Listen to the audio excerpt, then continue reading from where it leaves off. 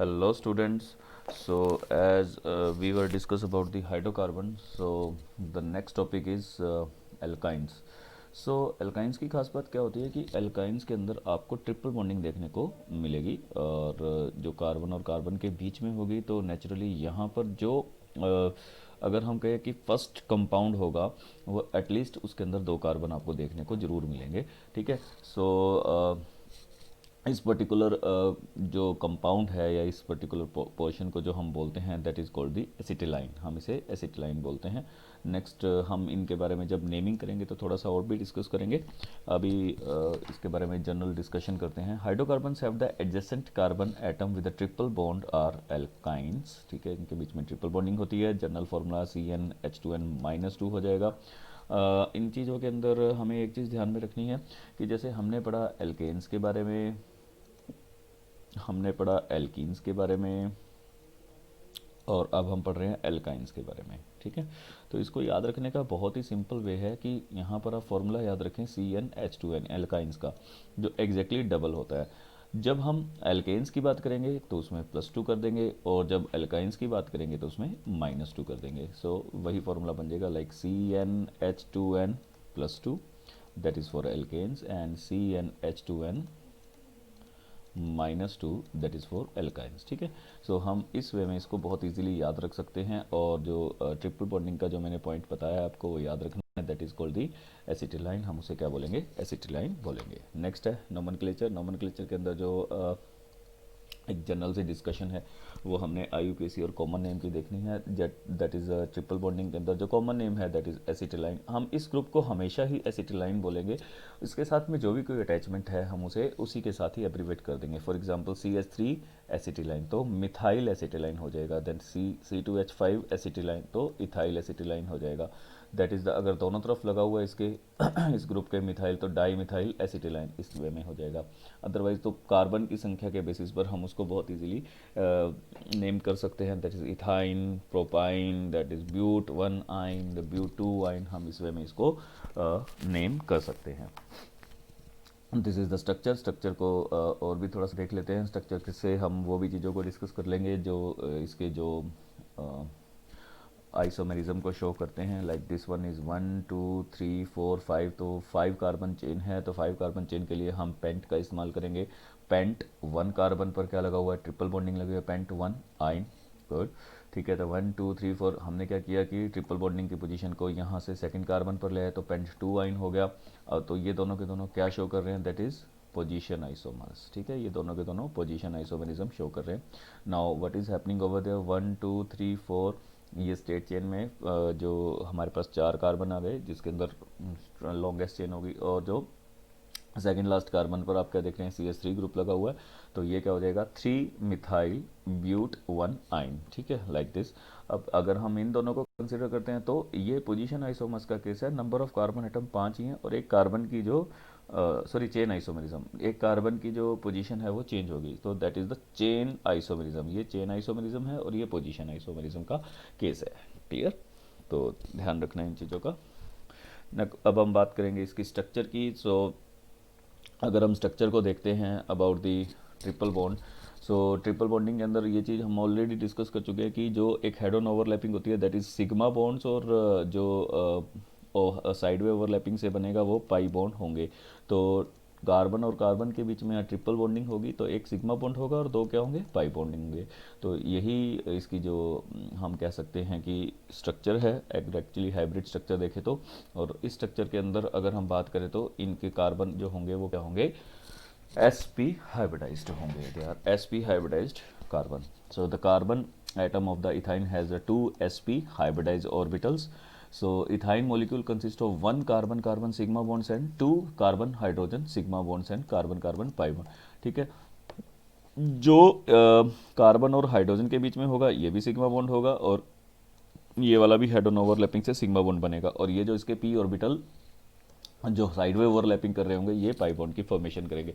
सो 1 sigma 2 pi bond यहाँ पर आपको देखने को मिलेंगे। अब बात करते हैं प्रिपरेशन की। प्रिपरेशन के अंदर अगर हम इसकी इथाइन की फॉर्मेशन की बात करें तो पहला बहुत इंपॉर्टेंट आता है, that is from the calcium carbide. Calcium carbide CaC2 होता है। पहले हम कैल्शियम कार्बाइड कैसे बनाते हैं उसको देखेंगे, फिर उसके बाद हम इससे इथाइन कैसे बनाते हैं हम उसकी फॉर्मेशन देखेंगे। तो ये है कैल्शियम कार्बोनेट, जो नॉर्मली हम अगर हम उसकी थर्मल डिकम्पोजिशन करते हैं सॉरी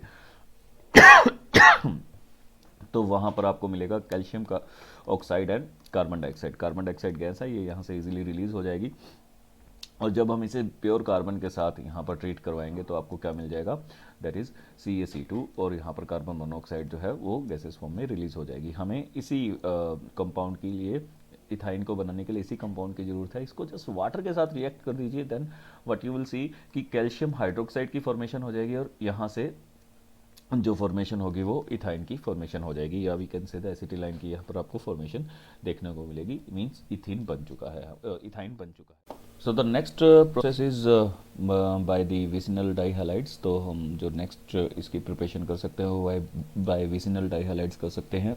विसिनल मीन्स कि यहाँ पर दो हैलाइड्स लगे होंगे, पर दोनों के दोनों जो लगे होंगे वो डिफरेंट डिफरेंट कार्बन पर लगे होंगे, और अगर सेम पर लगे होते हैं तो उनको हम जेमिनल बोलते हैं। That is of the case of vicinal. So जब हम विसिनल डाइहैलाइड्स को अल्कोहलिक KOH के साथ ट्रीट करते हैं, AOH alcoholic, remember KOH alcoholic, जब हमने ऑलरेडी देखा था कि जब सैचुरेटेड हाइड्रोकार्बन्स को अनसैचुरेटेड में कन्वर्ट करना होता था, यानी कि सिंगल बॉन्ड को डबल बॉन्ड में जब कन्वर्ट करना होता था, तब हम अल्कोहलिक KOH का यूज़ करते थे। सो यहाँ पर भी वही केस है कि यहाँ पर हम अल्कोहलिक KOH का इस्तेमाल कर रहे हैं। ये विसिनल डाइहैलाइड्स है। तो यदि हम थोड़ा सा मैकेनिज्म को कंसीडर करें तो मैकेनिज्म क्या होगा, मान लीजिए कि ये यहाँ से अपने इलेक्ट्रॉन लेकर रिमूव होता है। तो जब ये अपने इलेक्ट्रॉन लेकर यहाँ से रिमूव होगा तो ये कन्वर्ट हो जाएगा Br नेगेटिव के अंदर। तो यहाँ पर इस कार्बन के ऊपर क्या चार्ज आ जाएगा, पॉजिटिव चार्ज आ जाएगा। यहाँ पर ये हाइड्रोजन अपने इलेक्ट्रॉन जो है वो सरेंडर करके रिलीज होगा, क्योंकि एक वाटर मॉलिक्यूल भी यहाँ पर आपको देखने को मिलेगा। देखिए ये दोनों में क्या हो रहा है, undergo D means removal, hydro removal किसका हो रहा है, एक हाइड्रोजन का, एंड दूसरा हेलोजिनेशन, दूसरा मतलब हेलोजन्स। तो एक हाइड्रोजन ग्रुप निकलेगा यहाँ से और एक हेलोजन ग्रुप निकलेगा, तो दोनों के दोनों ग्रुप निकलेंगे। ये आपका KX के साथ निकल जाएगा जो हम यहाँ पर यूज़ कर रहे हैं, और OH और H मिलके यहाँ पर क्या मिल जाएगा, एक वाटर मॉलिक्यूल यहाँ से रिलीज करेंगे। सो अगर ये यहाँ से अपने इलेक्ट्रॉन को सरेंडर करके जाएगा तो इसके ऊपर क्या चार्ज आएगा, नेगेटिव, क्योंकि इलेक्ट्रॉन रिलीज करके जाएगा। तो ये बन जाएगा H पॉजिटिव, यहाँ से K पॉजिटिव और OH नेगेटिव। K पॉजिटिव इसके साथ फॉर्मेशन करेगा तो क्या बनेगा, KBr।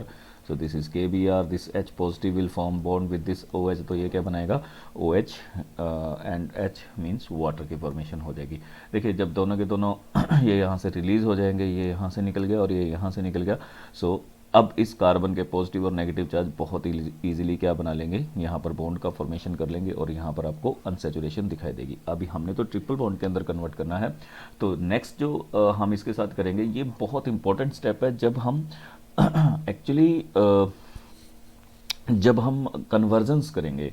कन्वर्जन्स का आगे फर्दर क्लासेस के अंदर आपको देखने को मिलेगा कि आपको एक कंपाउंड दे दिया जाएगा और बोला जाएगा कि इसको दूसरे कंपाउंड में कन्वर्ट कीजिए।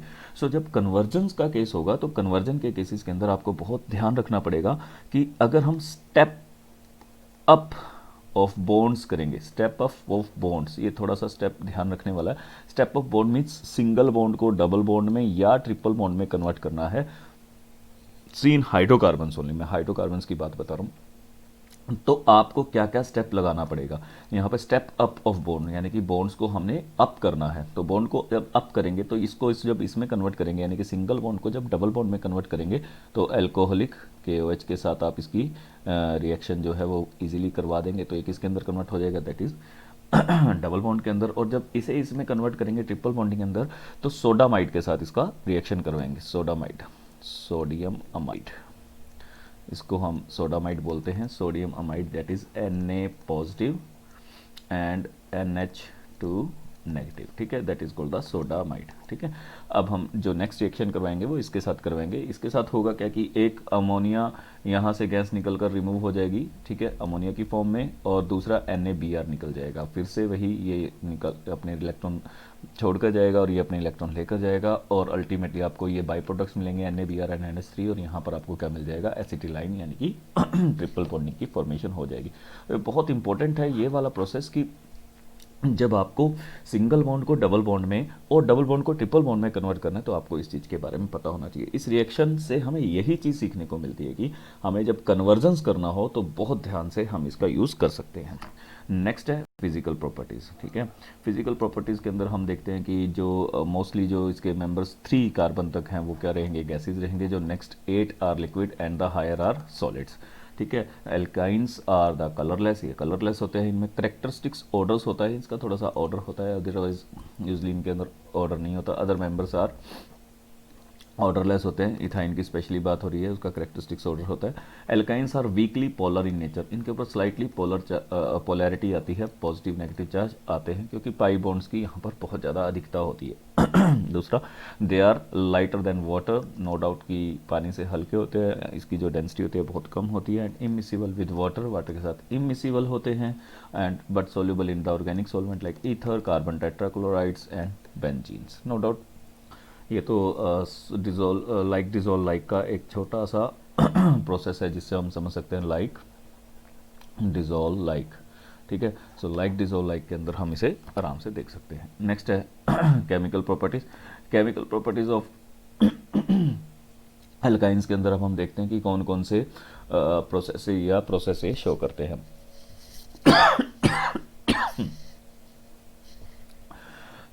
सोडियम मेटल, ये बहुत इंपॉर्टेंट रिएक्शन है। अब हम यहाँ पर जो रिएक्शंस देखेंगे कि यहाँ से सोडियम के साथ जब हम यानी कि मेटल के साथ, सोडियम मेटल के साथ जब हम इसकी रिएक्शन करवाते हैं तो सोडियम एसेटालाइड की फॉर्मेशन होती है लाइक दिस। अगर हम दोबारा से करवा देंगे तो डाई सोडियम एसेटालाइड यानी कि इथाइनाइड की फॉर्मेशन आपको देखने को मिलेगी। यहाँ पर सिंपल है with the liberation of the hydrogen gas, तो धीरे धीरे यहाँ पर आपको हाइड्रोजन गैस मिलेगा।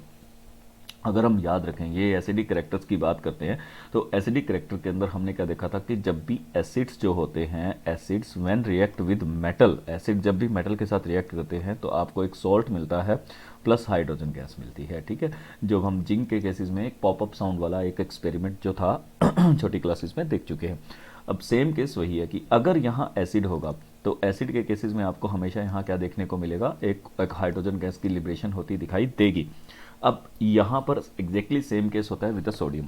और जब भी कभी ये एसिटिलाइन है, जब भी कभी हम इसे सोडियम के साथ रिएक्ट करवाते हैं तो ये सोडियम इसके साथ एक बॉन्ड का फॉर्मेशन करता है और यहाँ से आपको हाइड्रोजन गैस रिलीज होती दिखाई देती है। अगेन जब हम इसको फर्दर रिएक्शन में करवाते हैं तो फिर से ये दोनों तरफ यानी कि डाई सोडियम की फॉर्मेशन करता है और डाई सोडियम इथाइनाइड यहाँ पर हाइड्रोजन गैस की लिबरेशन होती दिखाई देगी। It means what, sorry, it means यहाँ पे आप देख सकते हैं कि ये एसिड करेक्टर शो कर रहा है इथाइलिन। तो क्योंकि यहाँ पर हाइड्रोजन गैस का लिबरेशन हो रहा है और यहाँ एक सॉल्ट की फॉर्मेशन भी हो रही है, ठीक है।